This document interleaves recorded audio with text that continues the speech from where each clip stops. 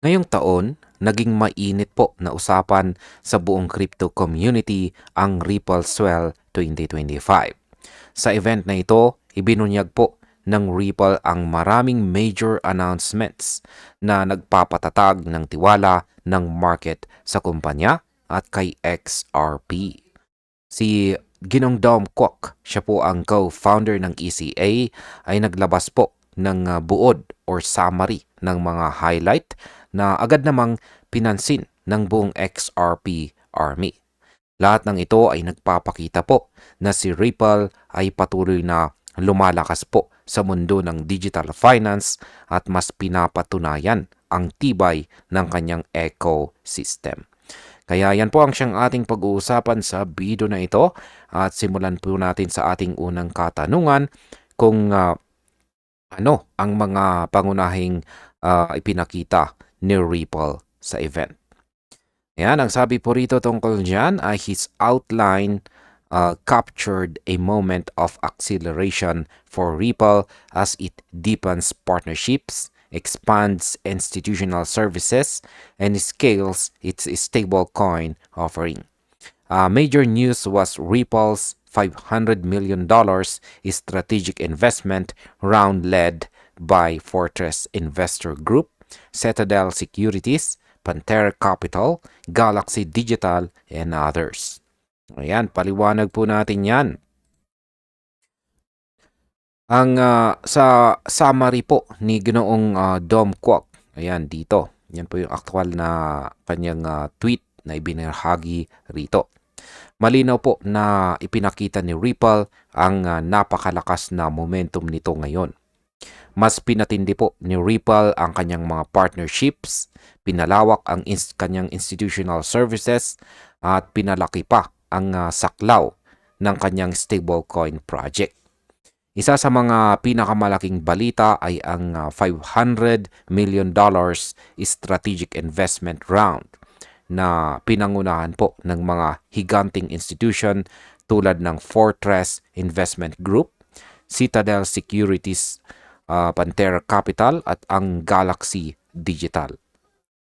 Sa market impact, ang ganito pong kalaking kapital ay nagpapakita ng matinding kumpiyansa ng malalaking investors kay Ripple. At maaari itong magdulot ng tuloy-tuloy na pagtaas ng presyo ni XRP habang lumalakas po ang kanyang market foundation. Ngayon ay bakit po ba napakahalaga ng $500 million investment na ito? Ang sabi po rito tungkol dyan ay the participation of such large financial institutions shows rising trust in Ripple's business model and future role in digital finance. The funding gives Ripple a stronger balance sheet and positions it to grow its infrastructure and services across payments, custody, and asset management. Yan, paliwanag po natin yan mga ka-crypto. Ang pakikilahok or pakikijoin daw ng mga malalaking institution sa $500 million investment ay patunay po na mas lumalalim na ang tiwala ng mga traditional na investors sa modelo ng negosyo ni Ripple. Dahil dito, mas lumalakas po ang balanse ng kumpanya at nagkakaroon ito ng sapat na pondo para palawakin pa ang mga serbisyo nito sa payments, custody at asset management. Ang market impact po nito ay sa mas matatag na pondo, mas magiging sustainable po ang operasyon ni Ripple. Kaya mas lalaki rin ang posibilidad na magamit sa XRP sa mas maraming financial systems na posible pong magpataas sa kanyang presyo sa long term. Ngayon ay paano naman po nakakatulong ang partnership ni Ripple at Mastercard? Ayan, sabi po rito ay Kwok also highlighted Ripple's new partnership with Mastercard, one of the most recognizable names in global payments.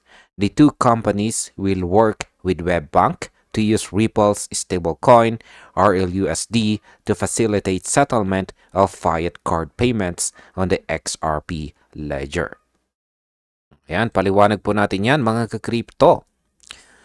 Isa pa sa pinakamalaking sorpresa daw sa Swell 2025 ay ang partnership po ni Ripple at Mastercard.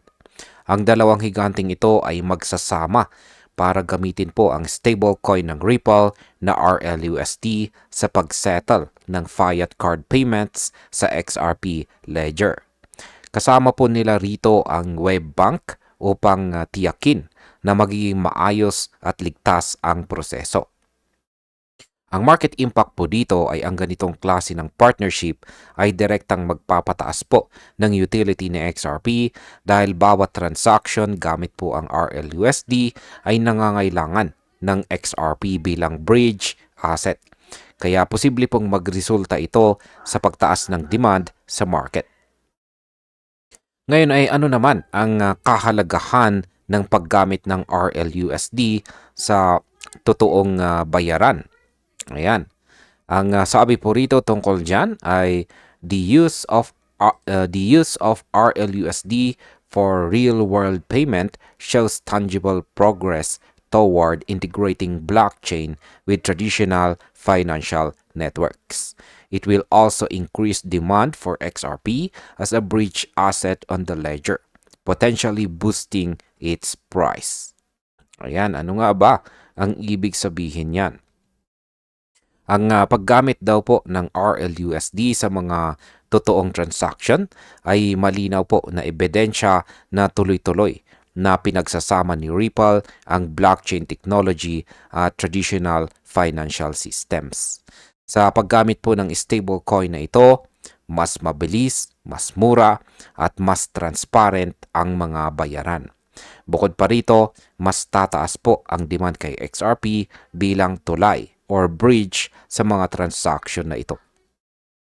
Sa market impact, kapag lumawak po ang paggamit ng RLUSD sa real-world payments, magre-resulta po ito sa dagdag na liquidity sa XRP ledger.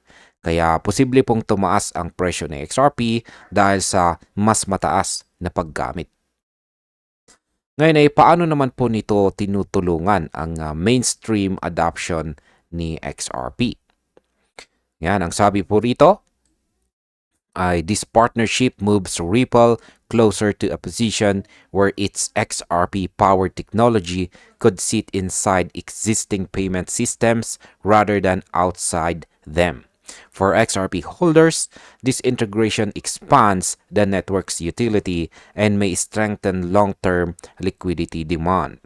Ayan, paliwanag po natin.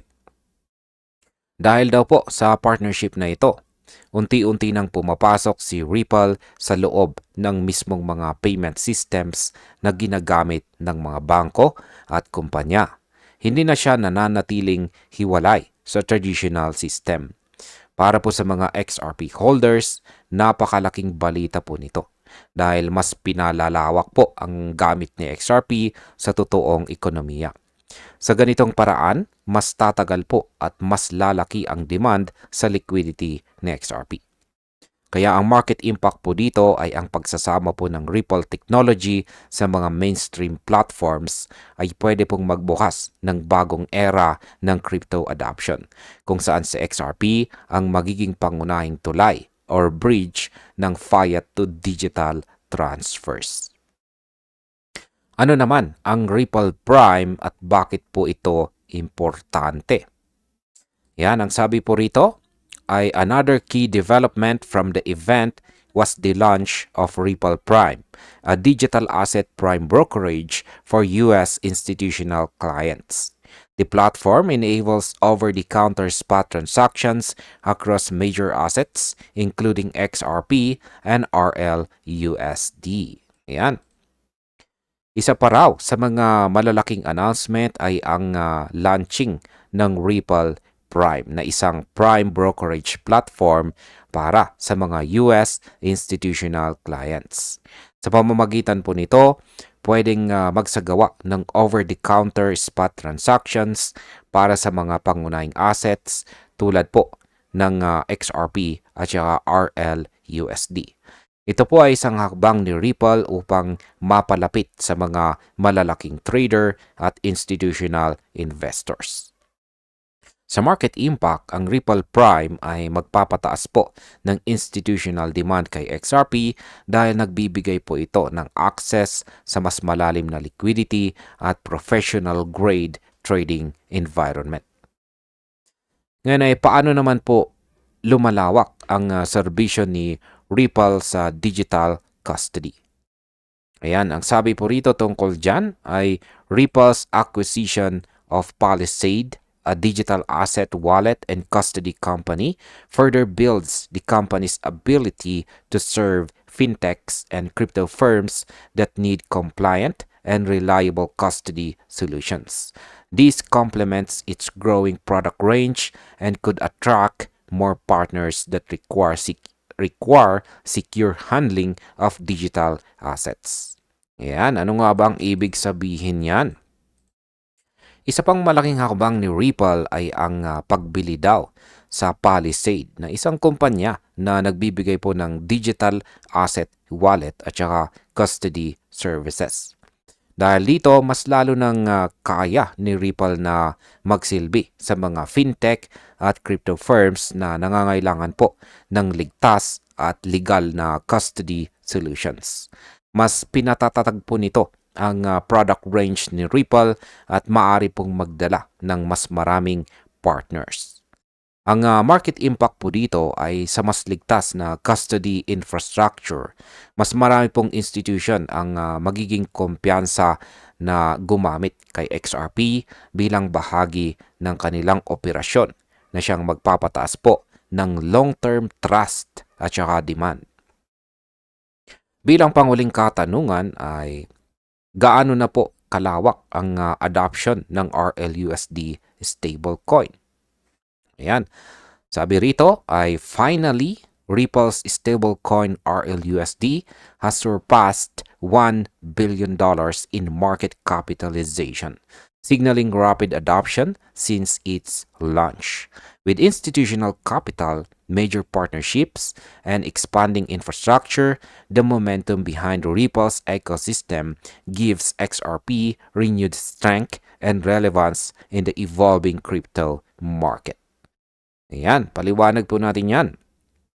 Ang RLUSD stablecoin daw ni Ripple ay umabot na sa higit $1 billion sa market capitalization, kung saan ay nagpapakita po ng sobrang bilis ng adoption mula nang ito ay ma-launch. Kasama ng mga institutional partnerships, stable infrastructure, at patuloy po na paglago ng ecosystem, pinapatunayan po ni Ripple na kaya niyang makipagsabayan sa pinakamalalaking crypto sa mundo. Ang lahat ng ito ay nagbibigay po ng panibagong lakas kay XRP sa patuloy na nagbabagong market. Kaya ang market impact po dito ay kapag tuloy-tuloy po ang paglago ng RLUSD, mas lalaki rin ang pangangailangan po kay XRP bilang pangunahing settlement asset. Kaya posible pong maging isa ito sa pinakaaktibong coin ngayong nalalapit na taong 2026. At ayan, bilang panghuli, ang aking opinion naman tungkol dito ay kung atin pong susumahin, ang Ripple Swell 2025 ay hindi lang basta event. Isa po itong deklarasyon na si Ripple ay papasok sa susunod na yugto ng kanyang paglawak or expansion. Mula po sa $500 million investment, partnership kay Mastercard, paglabas ng Ripple Prime hanggang sa paglago ng RLUSD, malinaw po na tinutulak ni Ripple ang crypto industry papunta sa mainstream adoption. Para po sa atin bilang mga traders at investors, ito po ay napakalaking signal. Kapag nagsimula ng maipatupad ang mga partnership at platform na ito, sa XRP po ay maaring makaranas ng matinding pagtaas ng presyo. Pero gaya po ng dati, kailangan nating manatiling maingat at magkaroon po ng disiplina sa ating trading. Sa ngayon, masasabi ko po na nagsisimula na ang bagong yugto ng kwento ni Ripple at ni XRP. At kung tama po ang mga indikasyon, mukhang papunta na po tayo sa isang napakalakas na bull run. At ayan, hanggang dito na lamang po tayo sa video na ito mga ka-crypto. Maraming salamat sa panonood.